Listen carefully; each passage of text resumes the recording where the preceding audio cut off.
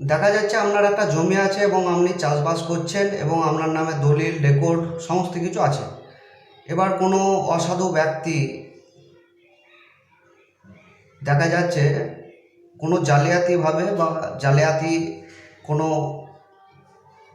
ওয়েতে বা জালিয়াতি পথে সে কিন্তু আপনার জমির রেকর্ডটি তার নামে করে নিয়েছে। সেক্ষেত্রে আপনি কি করবেন? এই বিষয়টি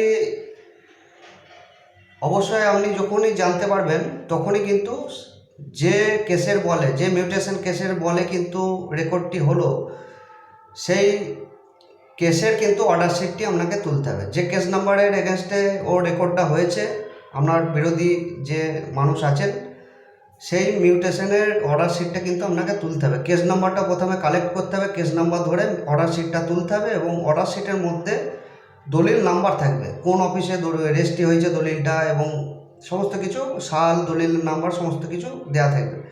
সেই দলিলটি আপনারা সার্টিফিকেট কপি তুলবেন। সার্টিফিকেট কপি তোলার সঙ্গে সঙ্গে আপনারা জানতে পারবেন যে এটা ভুয়োভাবে করা হয়েছে। আপনি যদি রেজিস্ট্রি না করেন তাহলে তো সেটা সম্ভব নয়।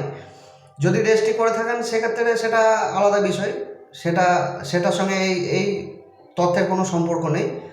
যেহেতু আপনি রেজিস্ট্রি কিন্তু করে দেননি, সেক্ষেত্রে অবশ্যই সেটা ভুয়ো বলেই কিন্তু প্রমাণ হবে।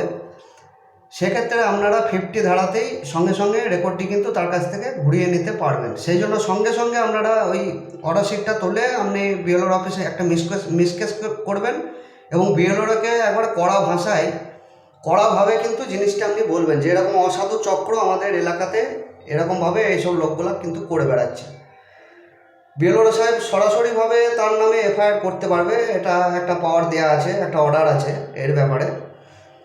এবার আপনার যেটা কাজ, আপনি অর্ডার শিটটা তুলবেন, দলিলের সার্টিফিকেট কপিটি তুলবেন এবং যখন ভুল বলে প্রমাণ হবে অবশ্যই মিস কেসের মাধ্যমে আপনি বিএলওর সাহেবকে অবশ্যই রিকোয়েস্ট করবেন বা আরও আপনার বিএলওর অফিসের যে আরও আছে তাকে রিকোয়েস্ট করবেন যাতে রেকর্ডটি তাড়াতাড়ি ঘুরিয়ে দেওয়া হয়। আপনাকে কখনোই কিন্তু সে বলবে না যে 54-এ আপনি অ্যাপিলে যান এবং আপনার ডিএলআরও বা এসডিএলআর থেকে অর্ডার করে নিয়ে আসুন। সেটা কিন্তু কখনোই বলবেন না, কেন একটা অর্ডার আছে, ইতিমধ্যে একটা অর্ডার আছে, আমাকে চাইলে আমি দিতে পারবো, সেটা ব্যাপার না। এবং 54-এ আপনাকে হয়রানি যাতে না হয় সেই জন্য একটা অর্ডার আছে। 50 ধারাতে কিন্তু রেকর্ডটি কিন্তু আপনি সঙ্গে সঙ্গে ঘুরিয়ে নিতে পারবেন।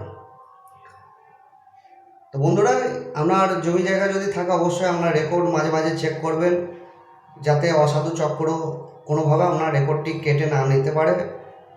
এবং কোনো প্রশ্ন থাকলে অবশ্যই কমেন্ট করবেন, লাইক করবেন, শেয়ার করবেন এবং সাবস্ক্রাইব করবেন। ধন্যবাদ।